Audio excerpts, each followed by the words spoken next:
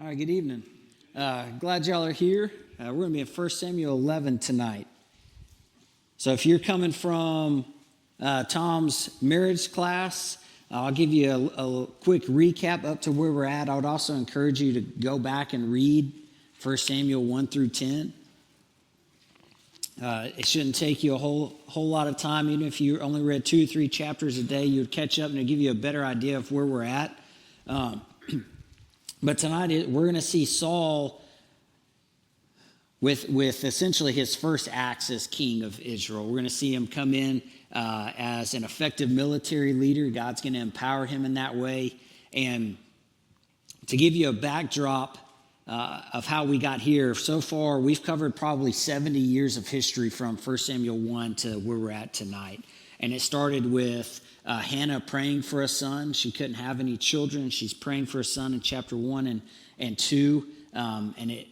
We talked about how before God even gave her an answer, because she brought her heart to the Lord, God gave her relief from the stress, from the bitterness that had taken over her heart. And it says that she went away from her prayer changed. And God answers that prayer by giving her a son, Samuel, who's a key player, really in biblical history and all, but a key player in 1 Samuel particularly. And so then Samuel, God speaks to him at a young age, and he calls to him Samuel, Samuel, and he answers him in chapter 3. He says, "Speak, Lord, for your servant is listening." And then God is going to move in Samuel's life, and Samuel is going to be God's man, God's prophet to lead the nation of Israel. And Samuel will be the one who crowns Saul king. And then we talked about the Philistines being an enemy of the Israelites, the Philistines conquering, defeating the Israelites and taking the Ark of the Covenant from them. And then we watched how the Israelites thought the glory of God had departed from their nation. But while the ark is in Philistine territory, God was bringing down disease and death upon the Philistines so that he would still be glorified even among a pagan people. And then we saw how God worked out that the ark comes back to the Israelites. And then the Israelites go from chapter 7, Samuel calls them to repentance and a revival. And he says, serve the Lord only and put away all the idols. And then by the time we get to chapter 8, which is about 20 to 30 years after chapter 7, the Israelites are asking for a king.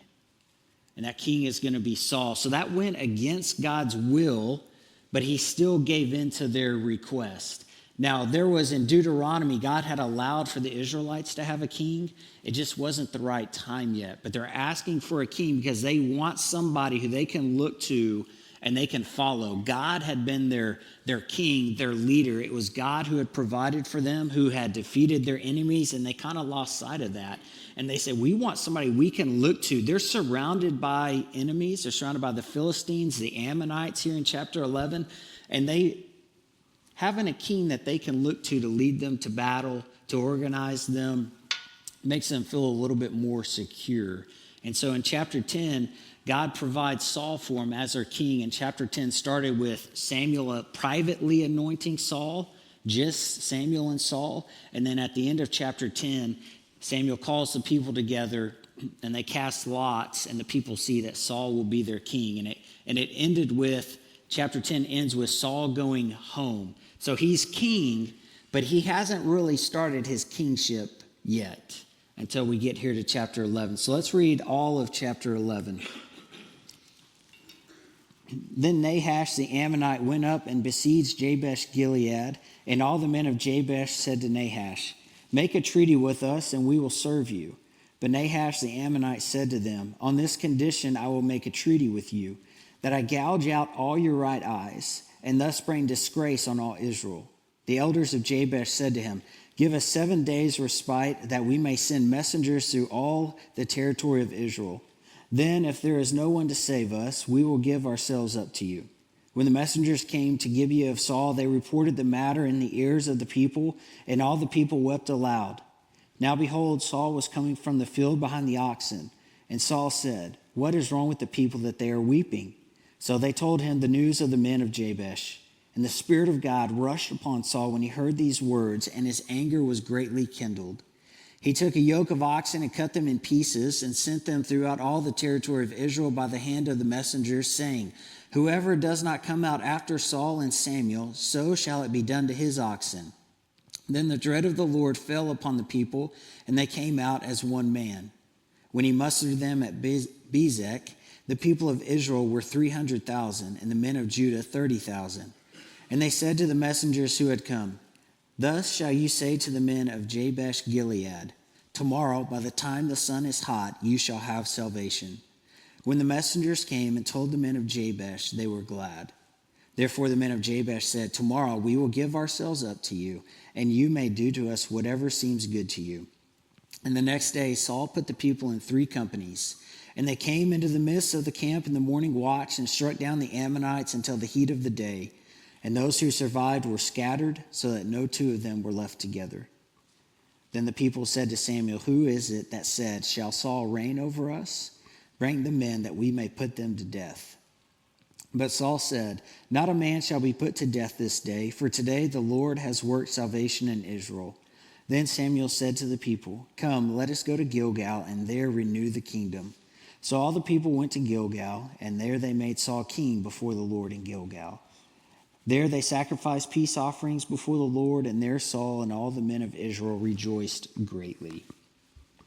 So before we really jump into the chapter, let's get a little background about what's going on here. Who are the Ammonites, and why is this important? So Jabesh Gilead, the city that's being surrounded by their enemies, is an Israelite city. Okay, these are Jewish people here, and it's somewhat ironic. Before this, in Israelite history, there had been a call to war. There had been a call to arms. There was an incident where some men of one of the tribes of Israel had raped and killed a woman. And there was a call to arms among the Israelites that they would gather the army, and they were going to go to war with the tribe that these men belonged to.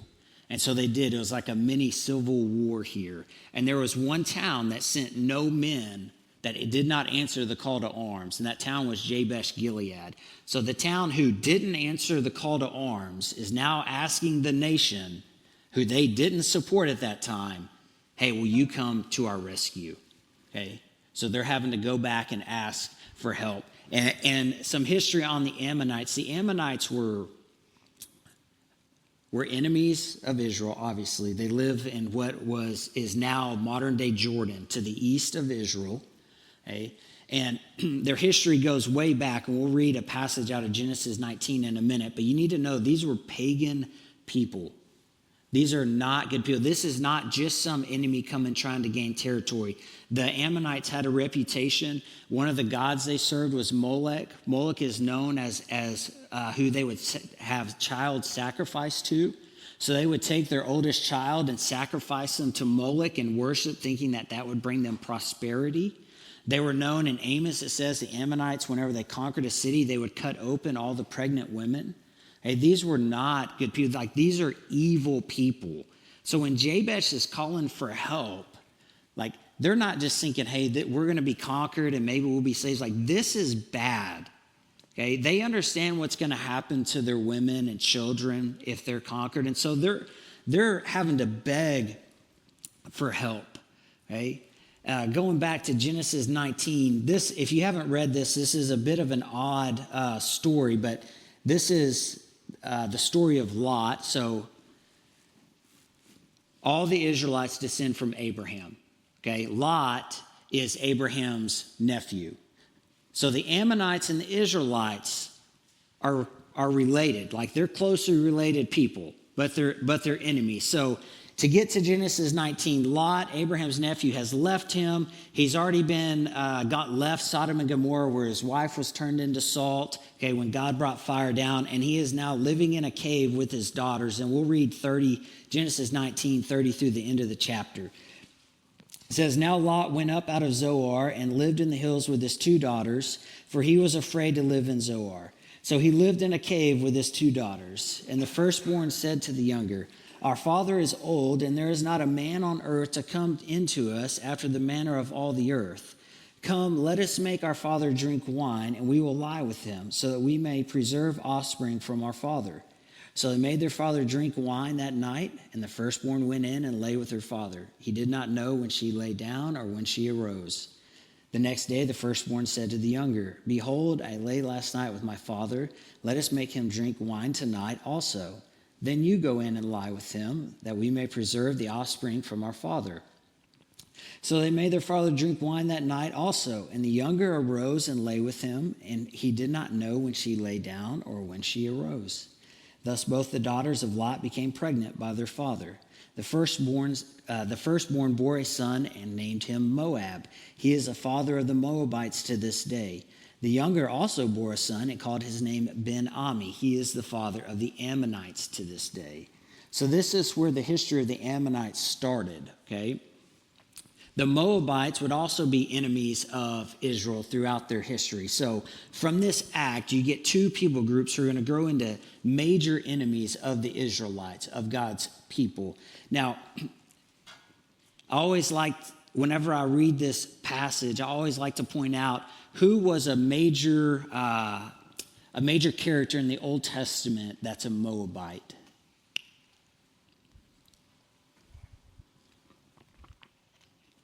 Ruth was a Moabite. Okay, if you remember the story of Ruth, and JJ is actually going to preach on Ruth here in a few weeks. And I always like to point that out because something that started so bad, like you think, like, how could any good come out of this?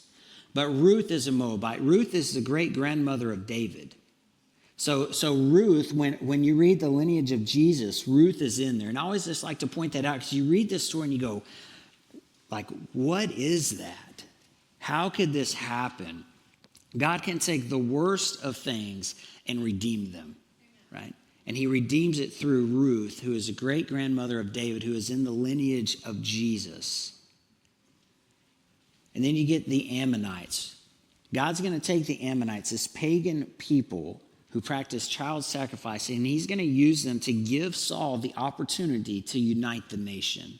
Up to this point, Israel was not a united nation. They were more of a loose federation, 12 tribes, all kind of on their own, that would come together in times of war. They were all supposed to seek the Lord and do what was right, and they've never had a king over them. And so that's the task given Saul. Hey, create a government, get a standing army, and unite these 12 tribes who are all used to being able to do what they want to do. And Saul has that task in front of him. God's going to use these pagan people coming, surrounding the city, to give Saul that opportunity to bring unity to Israel. Okay? And so when the people of Jabesh Gilead are saying, hey, it doesn't sound so bad to have our right eye cut out. They understand if they go to war, they don't have a chance. They're going to die a brutal death, and then what's going to happen to their women and children? So why not lose my right eye? And what's the significance of that? Like, why does he say, I'm going to cut your right eye out? Okay? It actually wasn't too uncommon in that culture because it would mark them as a defeated people, but also it would make sure that they wouldn't have a military rise up anytime later on. Think of an archer going to shoot an arrow. He can't aim, right? He would have to learn to shoot left-handed. Okay, if his right eye is gone. Whenever they went into battle, they would hold their shields with their left arm, most of the time blocking their left eye. They would look around with their right eye. Well, now they're not going to have a right eye. It means that they're crippled in battle. A swordsman's not going to have the same depth perception. He's not going to have the same field of vision. So basically, by cutting out their right eye, he's crippling them so that they can never have a military uprising again. They're easier to control. It would also glorify Nahash, the leader of them, because he's saying, Israel could not prevent me from doing this. He's bringing shame on the entire nation of Israel. Your God couldn't prevent me from doing this. Okay? And so it's purposeful when he says, that's how I'll come to an agreement with you. I won't lay siege to your city, okay, but I'm going to cut out every man's right eye. And so he gets to subdue the city, take its wealth, and have all of its people captive as slaves without even having to use his resources to besiege the city. I mean, that could have taken him a long time. So that's a win-win for him. He's even willing to wait 7 days. Why is he willing to wait 7 days? he probably thinks nobody's coming to help him. These are the people who didn't answer the call to arms earlier. Why would anybody come to help him? And there's no king in Israel. Who's going to organize the troops? Who's going to march out there and fight him?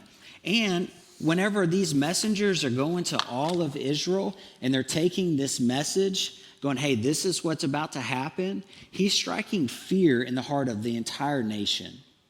His name is being made great whenever he allows these messengers to go out. And he's spreading fear of himself among the nation of Israel. So these messengers go out and they're asking all of Israel to come to the aid of their fellow people. And the people are just waiting in the city for 7 days. Is somebody going to come rescue us or not? And you can imagine as they look out from their city, hundreds of thousands of these soldiers are surrounding their city.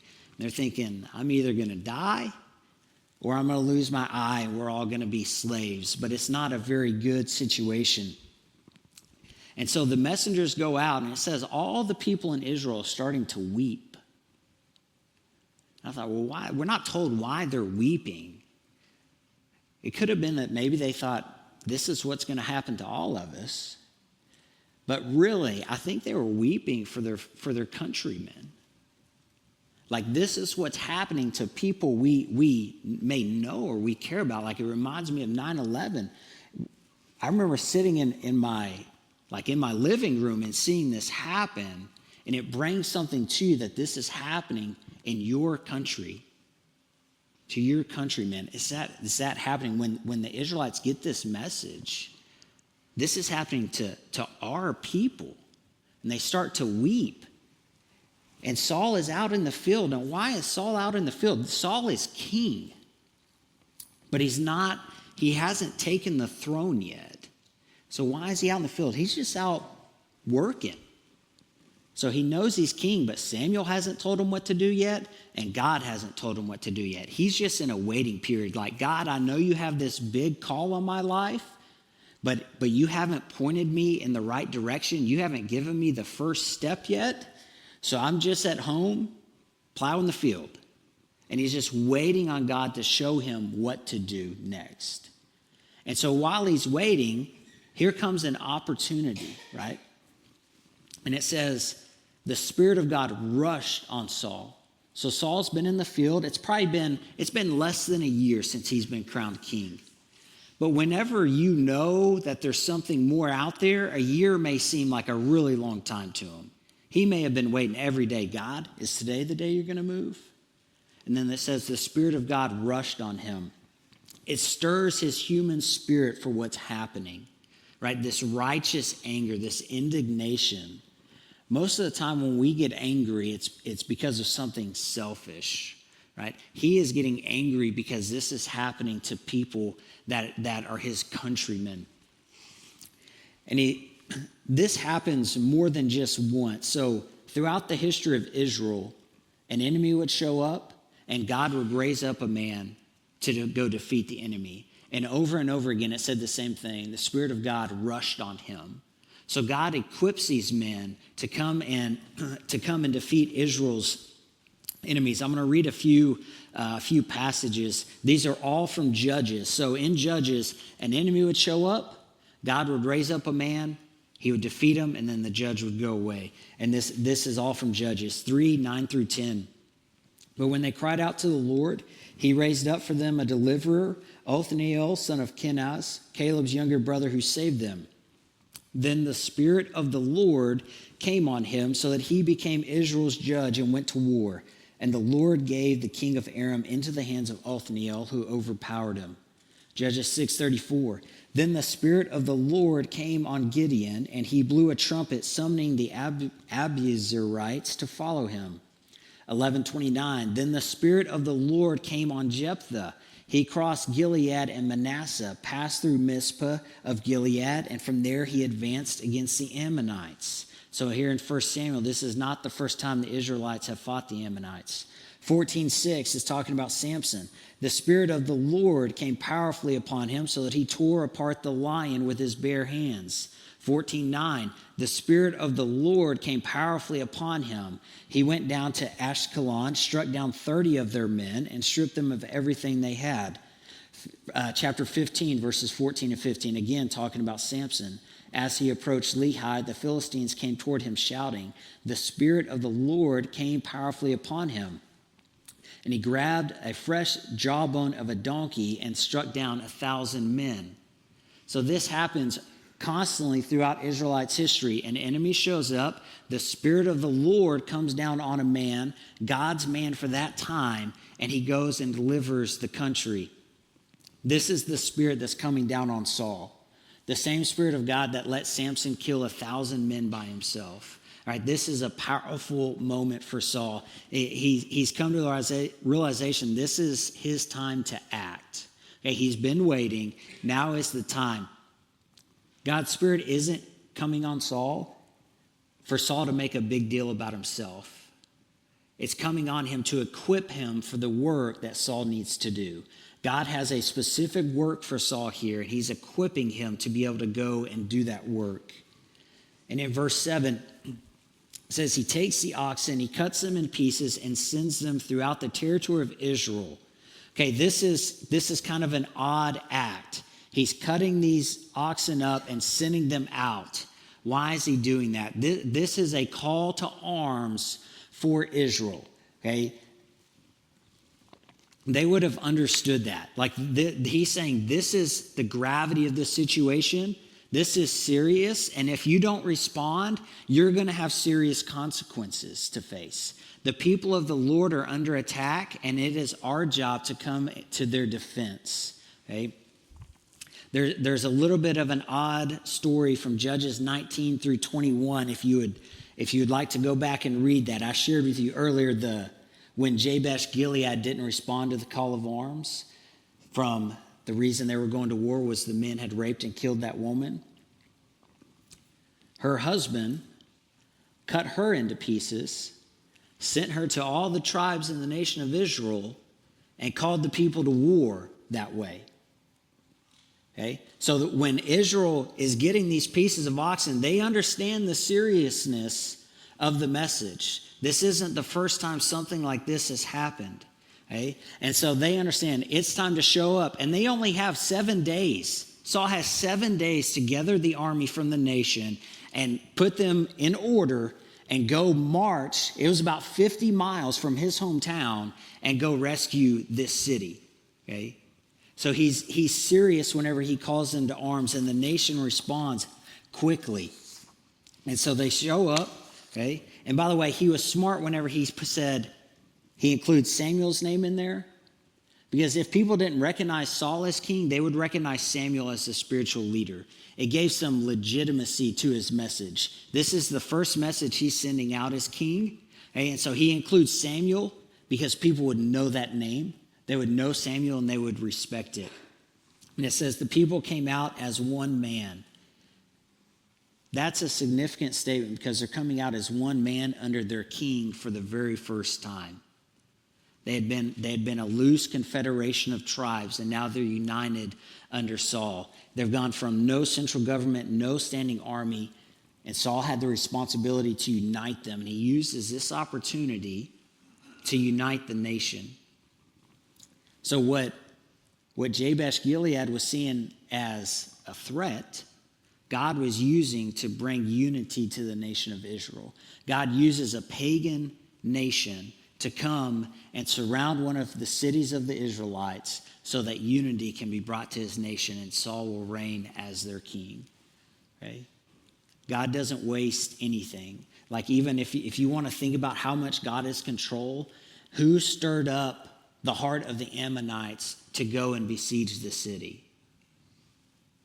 God stirred them up. God uses everything. God is in control, right? So whenever the people in Israel are thinking this is really bad and they're weeping, right? And the people are thinking our eyes are about to be cut out. We're about to be slaves. God is in control. God's at work even in that. And so they gather all the people in verse 8, and they're about 20 miles outside of Jabesh Gilead. They're to the west of them. So they have to march all night. And it says at the last watch or the morning watch, so between 2 and 6 a.m., they come and they attack the Ammonites. Okay? Now, the men of Jabesh Gilead were a little bit, they were kind of smart in the way they responded to him. As soon as they found out that they were going to be rescued, Saul said, hey, by tomorrow at noon, we're going to come rescue you. They sent their messengers out, and they told the Ammonites, hey, tomorrow we'll come out to you and you can do whatever you want to us. Okay? They weren't necessarily lying to him. It was just kind of an ambiguous answer, like, we're coming out to you tomorrow. You can do whatever you want. They just didn't tell them that there were soldiers coming with Saul. So the Ammonites are thinking, hey, tomorrow they're going to come out and surrender. They weren't expecting someone to come to their rescue. And so Saul splits his men up, 330,000 of them, splits them into 3 groups, and he surprises them in the early morning. And it says that they slaughtered them until the heat of the day, until the afternoon, and that there were so few Ammonites left that no 2 were left together.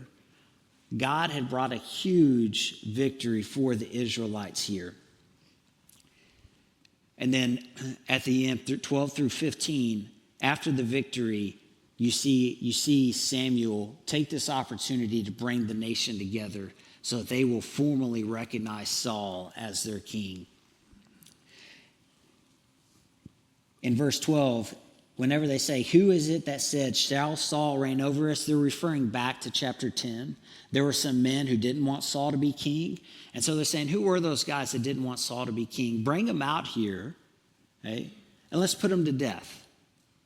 So they're now looking to Saul as king. They've gone from who is this guy to this is our king. Like he had gained some stature through this. They were recognizing him in a formal situation. And Saul gives a really good answer here. He says, this is the day the Lord brought victory, and we're not going to put anybody to death. Leviticus 19:18 says, do not seek revenge or bear a grudge against anyone among your people. Love your neighbor as yourself. I am the Lord. Right? He is taking that verse and putting it into action. And he's smart to do this. If he had taken revenge on those men, which he had the right to do, the people of Israel from that day would remember that action by Saul, and they wouldn't have remembered so much that God brought them victory. He didn't want to steal from the fact of what God had done. Saul had been successful because the Spirit of the Lord had come down on him and equipped him to do the work. He had used Saul's natural abilities, natural giftings to make him king here. And God does the same for us. See, Saul was even at a disadvantage. In the Old Testament, the Spirit of God would rest on them. It rested on Saul, but then the Spirit of God eventually left Saul. We'll see that in a few chapters. It happened with the judges, all those passages from Judges that we read. The Spirit of the Lord would come on them for a certain time, but then the Spirit of the Lord would leave. In the New Testament, as believers, it says the Spirit of God comes to us when we believe and is with us forever. It doesn't leave, and he continues to equip us for the task at hand, for his glory. The Spirit of God didn't come on Saul so Saul could make much of himself. It came on Saul so that Saul could do the work of the Lord and that God would be glorified. He does the same thing for us whenever we have a task in front of us. Philippians 2:13, for it is God who works in you both to will and to work for his good pleasure. Hebrews 13:21, may God equip you with everything good that you may do his will, working in us that which is pleasing in his sight, through Jesus Christ, to whom be glory forever. The Spirit still equips us for the task at hand. Saul may have felt unfit whenever he's looking out at the Ammonites. There's times we may feel unfit, but God equips us for the task at hand, whether that be a husband, a wife, a parent, a business owner, a worker, just having to deal with life in general. He still equips us for his work and for his glory, not so we can make much of ourselves, but so we can make much of him.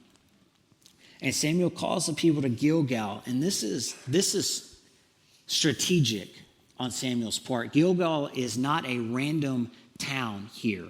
Okay, the people of Israel knew this. I'm going to read a couple passages from Joshua as we're closing up. Joshua 4. So Gilgal is as they cross over the Jordan, it's the first place that they stop and camp. Joshua 4, 19 through 21.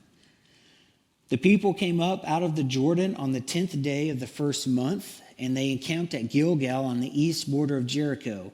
And those 12 stones which they took out of the Jordan, Joshua set up at Gilgal. And he said to the people of Israel, when your children ask their fathers in times to come, what do these stones mean? Then you shall let your children know Israel passed over the Jordan on dry ground. So if you don't know that story, the Israelites are coming in to take possession of the promised land, the land God had promised them, and the Jordan River is in their way, and it's at flood stage. And it says that God holds the flow of the river up so that they can cross on dry ground. The entire nation crosses through on dry ground. And they come to camp and they set up these stones as a memorial of what God had done there. And then I'll read one more passage out of Joshua 10, verse 7 through 15. So Joshua went up from Gilgal, he and all the people of war with him, and all the mighty men of valor. And the Lord said to Joshua, do not fear them, for I have given them into your hands. Not a man of them shall stand before you. So Joshua came upon them suddenly, having marched up all night from Gilgal. And the Lord threw them into a panic before Israel, who struck them with a great blow at Gibeon and chased them by way of the ascent of Beth-horon and struck them as far as Azekah and Makkedah. And as they fled before Israel while they were going down the ascent, the Lord threw down large stones from heaven on them as far as Azekah, and they died. There were more who died because of the hailstones than the sons of Israel killed with the sword. At that time, Joshua spoke to the Lord in the day when the Lord gave the Amorites over to the sons of Israel, and he said in the sight of Israel, sun, stand still at Gibeon, and moon in the valley of Ajalon. And the sun stood still, and the moon stopped until the nation took vengeance on their enemies. Is this not written in the book of Jashar? The sun stopped in the midst of heaven and did not hurry to set for about a whole day. There had been no day like it before or since when the Lord heeded the voice of a man, for the Lord fought for Israel. So Joshua returned and all Israel with him to the camp at Gilgal. So he's bringing them to a place where they know from their history that God has provided. He provided a way across the river, and then he made the sun stand still. Like whenever you read that I take that actually happening. God extending a day so that his people could go and rout their enemies.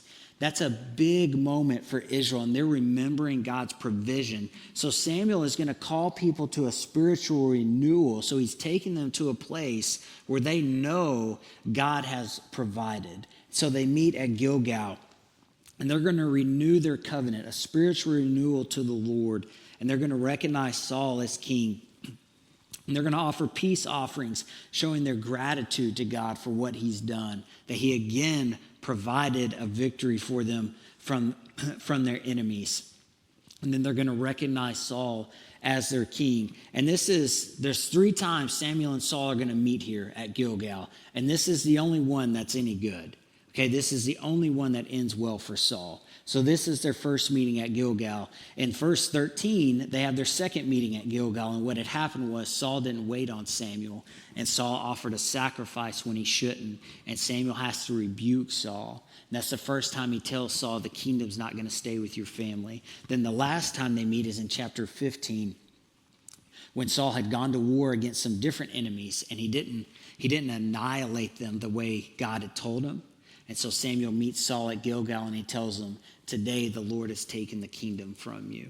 Okay, so Gilgal plays an important role in Saul's role as king, but in Israelites' history as a whole. Okay, and that's where they end at. They come back, and it's not only a recognition of Saul as king, but it's just called a spiritual renewal. It's been 30 or 40 years since Samuel called them to a revival in chapter 7, and he's calling them back again. Not to trust in a physical king, but to trust in God as their king who'd always provided. Next week we'll be in chapter 12, but hopefully we'll see y'all on Sunday. I'll pray us out. God, thank you for today, for chapter 11 here, God, that we can read about your victory, God, about how you gave victory to your people. God, I pray that we don't forget that you still equip us for your work. God, when we see something in front of us that may seem intimidating or scary, God, or something that we're just worried about, God, I pray that we would remember you still equip us, God, for your glory. God, I pray that as we go about our week, God, if there's a fire burning inside of us to bring you glory through our lives, God, I pray that people would come to know you because of us, because of our lives, because of our witness. In Jesus' name I pray, amen.